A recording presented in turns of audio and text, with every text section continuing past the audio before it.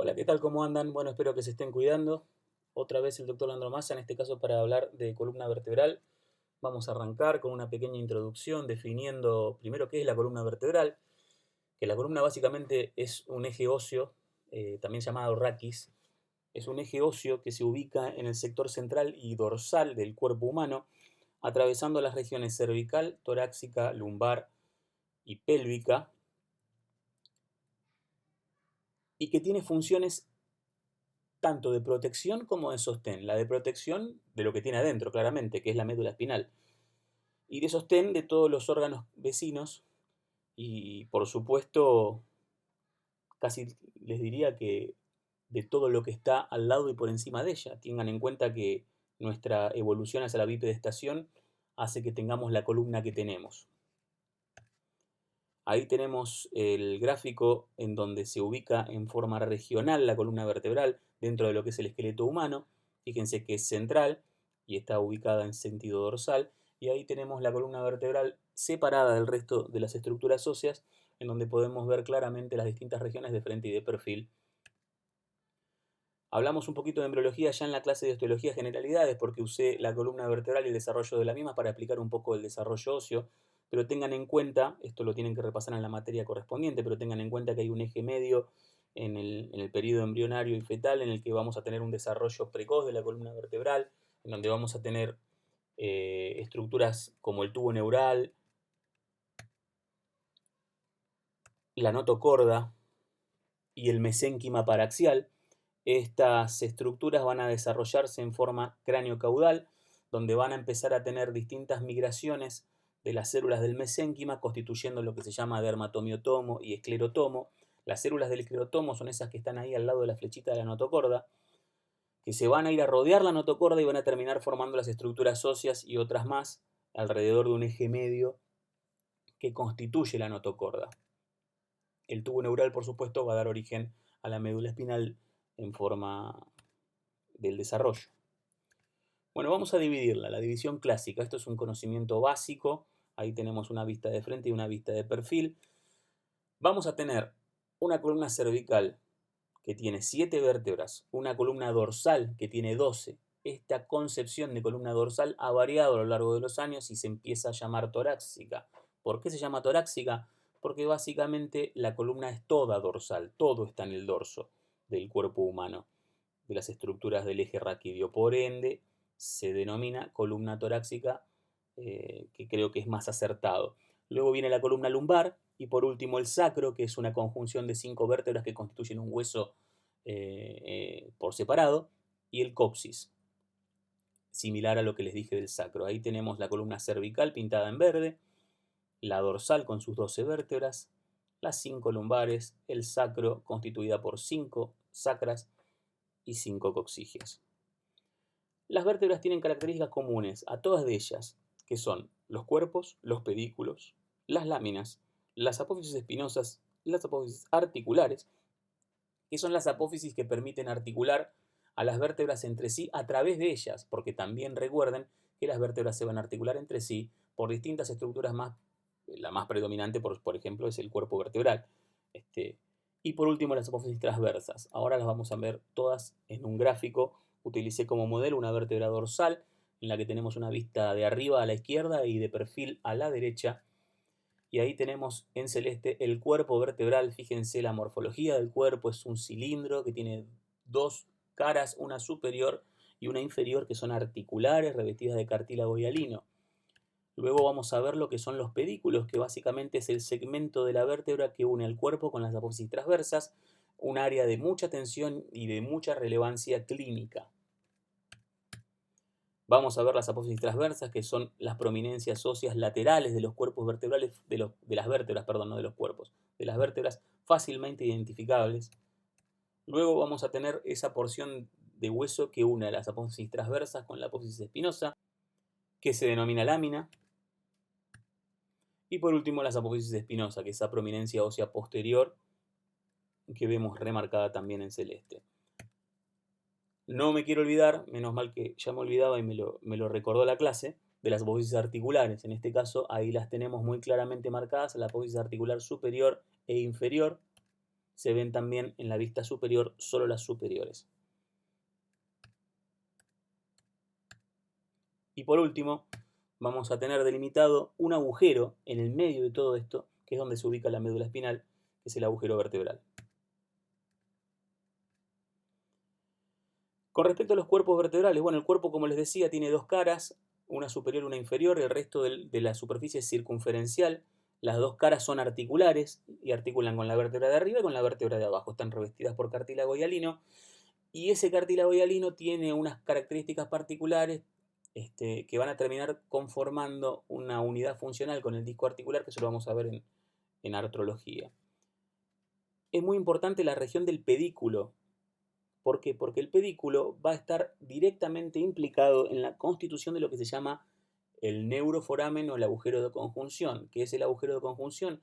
Es ese orificio amarillo que yo marqué en amarillo ahí entre dos cuerpos vertebrales, que está constituido, hablando solamente de los huesos y no metiéndome en la parte de los tejidos de partes blandas, porque esto está constituido por más cosas, pero la parte ósea es el borde posterior del cuerpo vertebral de la vértebra superior, el pedículo de la vértebra superior, la articulación interapofisaria de ambas vértebras y la parte superior del pedículo inferior. Faltan otras estructuras para terminar de cerrar ese agujero, pero ¿por qué es tan importante? Porque desde ese agujero van a emerger las raíces raquídeas o los nervios raquídeos, que son fruto de muchísima patología en la práctica clínica diaria, que tiene una explicación anatómica precisa. Vamos a las vértebras cervicales. Bueno, las vértebras cervicales, ahí tenemos una vista desde arriba y una vista anterior y oblicua. Los cuerpos vertebrales son alargados, predomina la longitud de un lado a otro, o el diámetro transverso, que el resto de los diámetros. Presentan una característica particular los cuerpos vertebrales cervicales, que tienen apófisis semilunares o unciformes. Son pequeños levantamientos del cuerpo vertebral en el sector posterior y superior de los mismos a ambos lados, que aumentan la superficie de contacto con el otro cuerpo vertebral que está por debajo. Es como un suplemento articular a la articulación entre los dos cuerpos vertebrales. Fíjense, ahí se las estoy marcando con el redondel, con el círculo verde. Bien. Y por supuesto, las carillas articulares para esa articulación están en el sector inferior, ahí marcado en naranja. ¿Qué pasa con las apófisis transversas? Bueno, las apófisis transversas de las vértebras cervicales presentan una característica diferencial, que es que tienen un agujero, que se llama agujero transverso. Ese agujero transverso, que está remarcado por el círculo rojo, es importante porque por allí atraviesan las arterias vertebrales. Esto después también lo vamos a reforzar cuando veamos la parte de angiología. Ese agujero determina dos ramas, una anterior y una posterior, fácilmente visibles, esto es muy sencillo. Y esas dos ramas terminan en dos pequeñas eminencias puntiformes que van a ser los tubérculos anteriores y posteriores. Por último, les remarco la forma del agujero vertebral en la región cervical, que presenta una morfología relativamente triangular. ¿Qué pasa con las apófisis articulares de las vértebras cervicales? Bueno, son predominantemente horizontales, a diferencia de lo que va a pasar en el resto de las regiones. Ahí las tenemos muy bien delimitadas. Y por último, las apófisis espinosas, que también son características por ser bituberculadas. Tengan en cuenta que esto que estoy hablando se da en la región cervical propiamente dicha, pero en la transición cérvico-torácica pueden perder ciertas características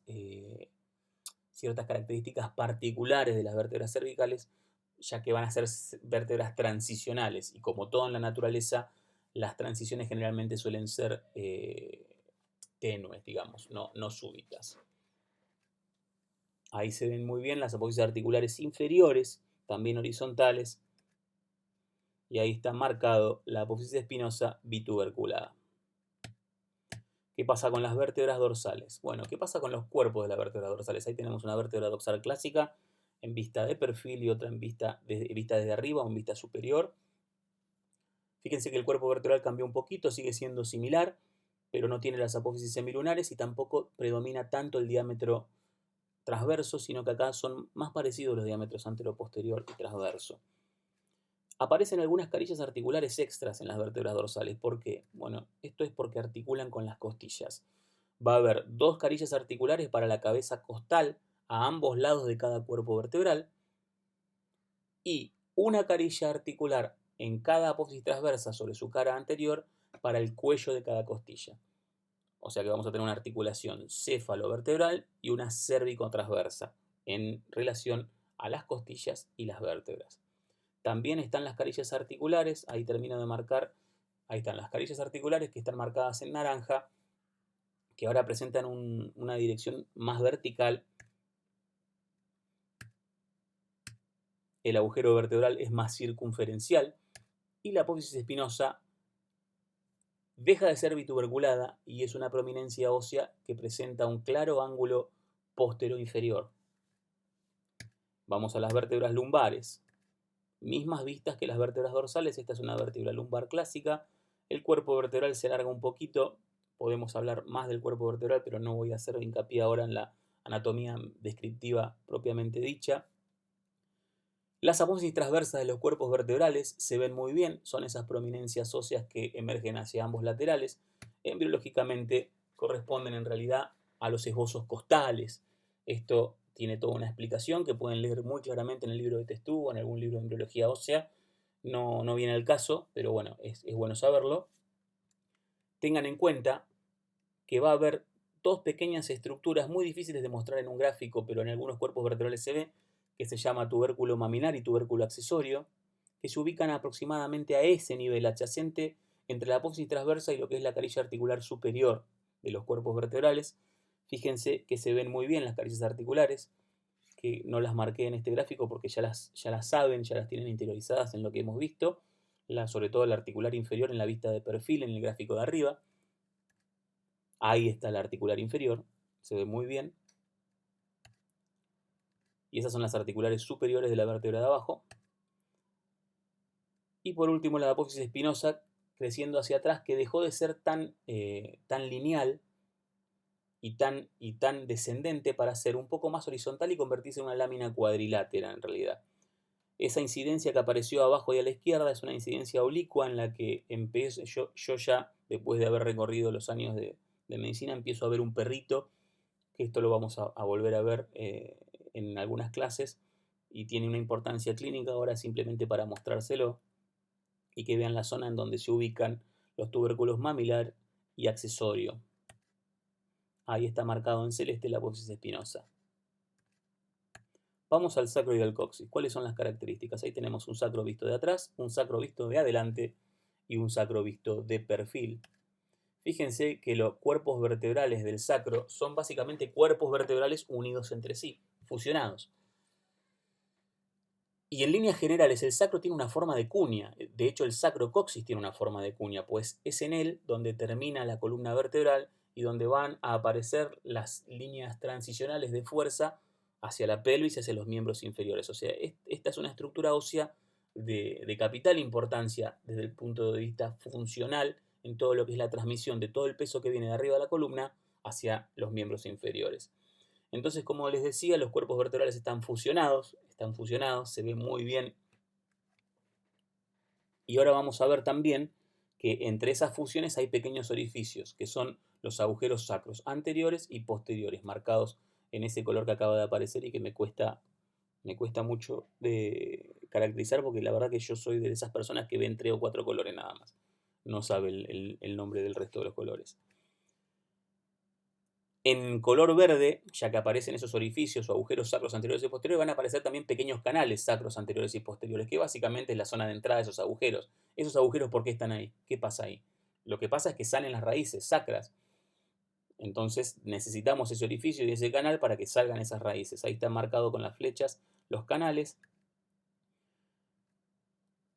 En este color medio fucsia aparecen marcadas las aletas del sacro, que bueno, esto es un poco lo que les venía diciendo con respecto a la transmisión de fuerzas, es muy importante en ese sentido, y son esas masas laterales y superiores que se ubican a ambos lados del sector superior del sacro, con su respectiva carilla auricular, que se ve muy bien en la vista de perfil, que van a articular a ambos lados con su respectivo hueso coxal. El sacro tiene un conducto en el medio, atravesado por esa flecha que acabo de marcar, se llama conducto sacro, que contiene también estructuras nerviosas, ya no la médula espinal, que termina antes, sino raíces. las vértebras fusionadas van a terminar dando unos tubérculos posteriores, que es el vestigio de las apófisis espinosas de los cuerpos vertebrales sacros, que son lo que se constituye en forma global como la cresta sacra. Al lado de la cresta sacra va a haber un canal sacro posterior, y por último vamos a tener tubérculos sacros postero-internos y postero-externos. Se ven muy bien en los preparados, así que no van a tener problemas, no es para nada complicado este accidente anatómico. Les recuerdo, fíjense en la vista derecha, en la figura derecha, en el sector superior, cómo se ve la apófisis articular superior de la vértebra S1 para L5, fundamental. Ahí está marcada.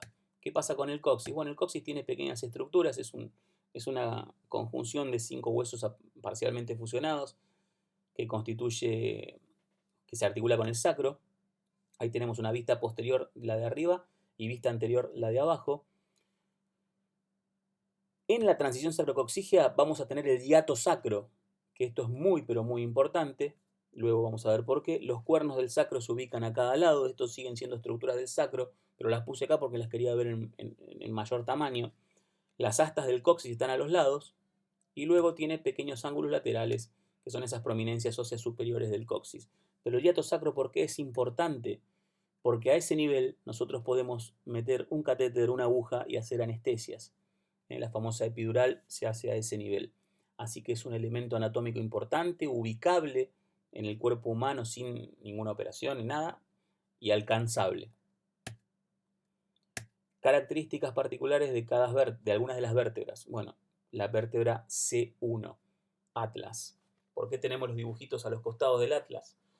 Porque Atlas, desde el punto de vista de la teogonía de Hesíodo, era esta figura condenada a soportar el peso del universo. Y Atlas soporta, nuestro Atlas, o el hueso Atlas soporta el peso de nuestro universo, que es el encéfalo y la cabeza. Ahí tenemos unas vistas de todos los perfiles, vista frontal, posterior, vista lateral y vista superior. Y bueno, ¿qué tenemos en el Atlas? Vamos a tener un arco anterior y un arco posterior, que los vamos a marcar y es muy fácil. Las masas laterales están marcadas con esas líneas violetas ahí o verdes, no sé de qué color es. También es muy fácil de identificar. No tiene cuerpo vertebral el Atlas. El cuerpo vertebral del Atlas está identificado embriológicamente con la apófisis odontoides del axis, que luego lo vamos a ver. Ahí aparecen en verde la cavidad glenoidea en la vista superior, que es donde van a articular los cóndilos del occipital, y en fucsia las cavidades articulares o las apófisis articulares las carillas articulares que van a articular con el axis.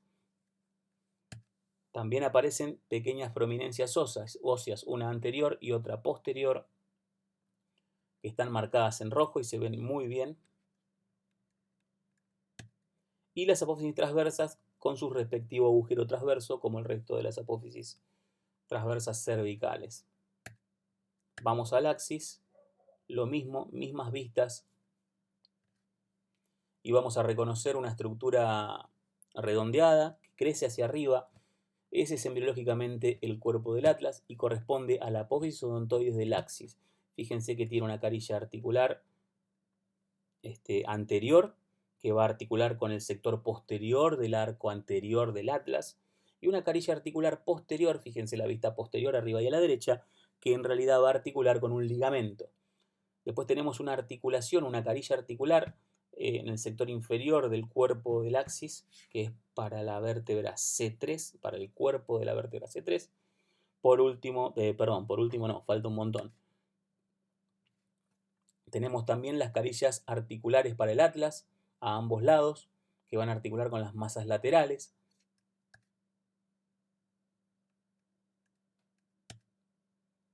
Tenemos también las carillas articulares inferiores, que van a articular con las carillas articulares superiores de C3, marcadas en rojo.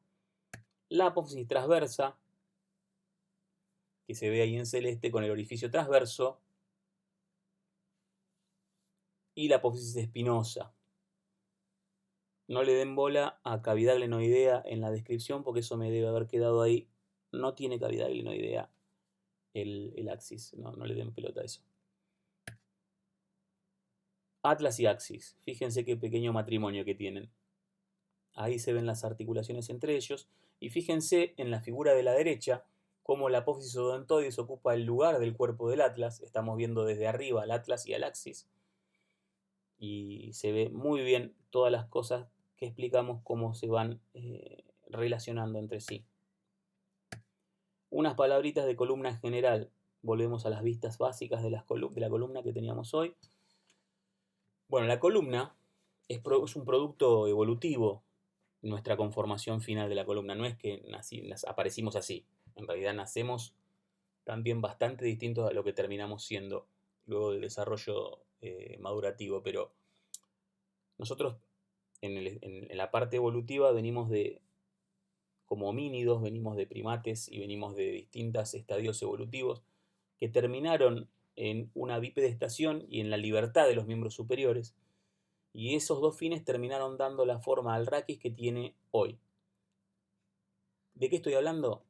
De que desde una vista frontal el raquis generalmente tiene esta conformación alineada, como se ven en la figura de la izquierda, y desde una vista de perfil generalmente, o se considera fisiológico o normal, que tenga esta conformación y estas curvas. ¿Cuáles son esas curvas? Tiene una lordosis cervical. ¿Qué significa una lordosis cervical? Una lordosis es que hay una pequeña concavidad en sentido posterior. Una cifosis dorsal, la concavidad en sentido anterior. Una lordosis lumbar y una cifosis sacrocoxigia. Esto es lo que yo les digo. Venimos del primate, terminamos parados.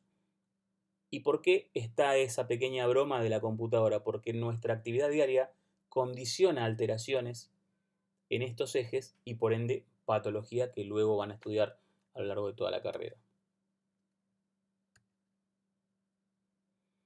Hay una cosita muy importante que les quería mencionar y es ese gráfico que viene ahí. Hay una prominencia ósea que se da entre L5 y S1 que se llama promontorio. Eso es muy importante, se ve mejor cuando está el disco intervertebral y la columna articulada, pero ya yo lo voy a mencionar y ahora van a saber por qué. Con respecto a la anatomía clínica, bueno, hay un par de cosas importantes. Fíjense en el gráfico de la izquierda, fíjense las apófisis espinosas cervicales. Son todas parecidas, pero de repente hay una que sale un poco más. Bueno, esa se llama vértebra prominente y corresponde clásicamente a la sexta vértebra cervical o a la séptima vértebra cervical. La nomenclatura clásica habla de la sexta. En el gráfico es la séptima, pero sepan que ahí se identifica la transición cérvico-torácica. Y eso nosotros lo podemos palpar en un modelo vivo, en una persona, sin ningún problema. Y después lo que les decía, el eje coronal del raquis generalmente es alineado y recto, pero muchas veces tiene alteraciones denominadas escoliosis, como se ve en el paciente de la derecha. Ya empezamos a ver alteraciones anatómicas que condicionan distintas patologías. Por eso es muy importante conocer la anatomía normal, que es básicamente una obviedad lo que estoy diciendo. Muy bien, en los métodos de imagen, hoy en día la columna se puede abordar por distintos métodos de imágenes. Acá tenemos una radiografía de columna que se llama espinografía porque vemos la dorsal y la lumbar juntas, en la que se ve muy bien las estructuras óseas y su patología. Fíjense que tiene una incurvación severa del eje dorsal y del eje vertebral coronal lumbar. También tenemos resonancia magnética con la que podemos abordar la columna, en la que no se ven estructuras óseas, pero como la resonancia magnética ve tejido de partes blandas y las vértebras tienen médula ósea, las podemos insinuar. Y por último, la tomografía computada, en este caso es una tomografía computada de perfil de columna cervical, en donde se distinguen excelente todas las vértebras y los distintos accidentes óseos.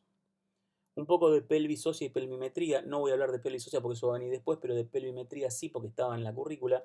Y básicamente lo que se refiere es que nosotros a través de la pelvis, que es el hueso coxal de un lado, del otro y el sacro con el coxis, vamos a tener una circunferencia y esa circunferencia va a ser trascendental en el momento del parto, a partir de lo cual aparecen distintas medidas, una anteroposterior y una transversa, y muchas que han sido usadas a lo largo de la historia y sobre todo en la parte de tocoginecología para determinar distintas conductas con lo relativo al parto, que son los diámetros promonto-pubiano, van del promontorio al pubis, y promonto subpubiano. Esas son las cosas básicas por las que menciono esto ahora. Luego lo vamos a seguir viendo y lo vamos a volver a ver. Muy bien, eso ha sido todo. Espero que haya sido claro. Traté de ser conciso y rápido. Espero que no ha sido muy rápido. Cualquier cosita estamos a disposición de cualquier duda y nos vemos en la próxima clase.